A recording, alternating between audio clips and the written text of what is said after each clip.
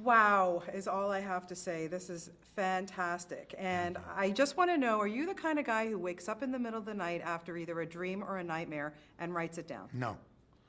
Where does this come from then? I have the most boring nightmares and dreams, and I mean, I've had like 4 good dreams in my life, and the rest are boring and pedestrian, you know? I'm going to the store, coming from the store, nothing important. But I think that, on the other hand, my days are spent in complete useless imagination. I'm just fantasizing about everything. I'm waiting in a restaurant for my order to come, and I'm thinking if somebody on the other table is hiding a murder, if they're gonna be coming from outer space, whatever it is, I'm fantasizing all day long. Well, amazing, because this is just, I'm watching it going, how does he think of this stuff? And for you, I mean, every time I talk to you, you're like a kid in a candy store, and you just keep getting younger and younger and having more fun. I do. This must have been, it's your dream project, I would think. It is. It's sort of all of my bucket list in one movie. I really love this movie so much. It comes straight from the most genuine place of my heart. It's a movie that takes a genre that is either forgotten or the object of nostalgia and wholeheartedly embraces it without postmodern winking and nudging. It's a poem to giant monster movies. Yeah, and you knew, though, it was going to be a huge undertaking. What you did in Toronto, I mean, you used every soundstage you could possibly use. Yes. You built these huge sets, and then you put your actors through the worst torture I think anybody in the history of directing has ever done. Yes. How did you know that you were going to get through all of it? I knew because I basically, a director's gift is like an explorer's, not to give, not to give in, not to quit. And as long as you don't, you're going to arrive to the ending with a couple of explorers behind you left. Many will die on the journey, but you get there. I mean, you look at the Everest, you look at the top, and you go, "Hey, let's get there." And you don't think about it after planning it and planning it and planning. Once you're climbing, you don't stop. So what really challenged you in this whole thing? It's a stamina. I mean, just lasting. You got to be made of very hard plastic to make the journey. You have to really be able to be fiscally responsible, technically proficient, artistically minded. It's a whole combination of features that allow a director to survive. And you have some, fantastic actors in this, and really they took that journey with you, Yes. hook, line, and sinker. But when they, just take me back for the first day you put people, like Rinko or Charlie and Eldris in those con pods and made them, they're ultimately doing a 12-hour workout per day, you know? It was really horrible for me too. I know that it doesn't look that way for them because I was in a monitor with a cappuccino, but my heart was breaking for them, honestly. I'm being not ironic. It's as savvy as as terrible as it sounds. But I was there suffering because they were in pain. The first day was Rob Kaczynski and Max Martini. And second day, we had fixed a lot of the problems. Third day, we had fixed a lot of the problems. Then fourth day comes Idris and Rob. And it was tough. It was like starting all over. And by the time Charlie came in, we had solved X amount of problems. But they had a 2-ton machine on their back, digging in. They were on an exercise machine. They had 2 machines strapped to their arms. Every movement was like being in an exercise machine.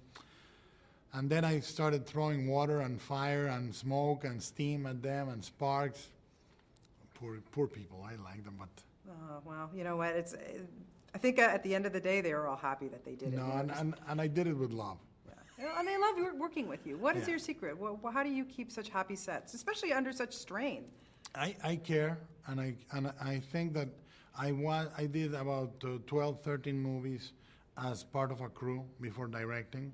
And if you want to direct well, you need to be part of a crew. If you want to command, you need to obey before, and you learn to follow orders. And I think that when an actor feels lonely, when somebody in the set is super tired, and you try to, within still achieving your end, you try to keep telling them, I know where you are, I know how you feel, I'm with you. Yeah, that's good. Well, they felt it for sure. In the film, obviously, the co-pilot, they have to drift, they have to mind meld. Who in real life would you want to be your co-pilot? I think Stephen King. I would love that. I would love to get all his ideas. He can get all my ideas. I would love to know where his mistakes and how he learned from them, everything. You worked on this film with ILM. Yeah. My goodness, did they exceed your expectations? Yes, they did. I mean, I think, once again, I think that what a director does is create an environment where people think they can invest the best of themselves, and it will be rewarded by showcasing it. And I feel that we had a very good relationship in that. They knew they were going to work hard, but they knew I would take care of them at the end of the day. Yeah, you've given us so many great things, and then obviously, I know it's been 5 years since you actually directed a film. You've Yeah. given, producing up the wazoo. But why finally? Why was it so long that you decided to wait? Oh, I didn't decide. I spent 2 years on The Hobbit and 1 year on Mountains of Madness, and then Pacific Rim. I mean, the two movies that didn't happen were unfortunately very elaborate movies. What was the role, the movie that changed your life just completely that you worked on and just That I set you worked on your on? that set you on your course? I think the first movie, Kronos, and then probably Pan's Labyrinth. Pan's reached a much wider audience than the other movies, and it sort of showed, it gave coherence to all the other movies before, and it demonstrated that all those things that I was doing had a reason and had a structure to it. Yeah, I want to go back a little bit about the casting because, you picked some, like I said earlier, some amazing actors, but why ultimately Charlie Hunnam for this? I like Charlie because he has a very sort of uncomplicated, good heart, and it comes across. I mean, he's a guy that is ultimately a good guy, one of the few genuine good guys I know on earth, and that comes across in the movie. He can play a hardcore biker in Sons of Anarchy, but I believe his nature is closer to Raleigh. Yeah. You're going to be back in Toronto, and we always love having you. You're going to be working your next film as Crimson Peak, and I'm really excited because you've cast Benedict Cumberbatch in that. Can you just tell us a little bit about what to expect from that film? Yeah.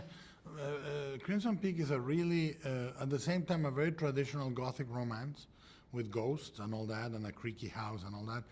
But at the same time, has very extreme violence and kinky erotic elements. So, Another one of your dreams. That one I'm sure is a dream. No, I am pretty meat and potatoes. And Jessica Chastain is going. Yeah, Oh, yeah. she is brilliant. That woman. Mia Wasikowska, Jessica, Benedict, and Charlie Hunnam.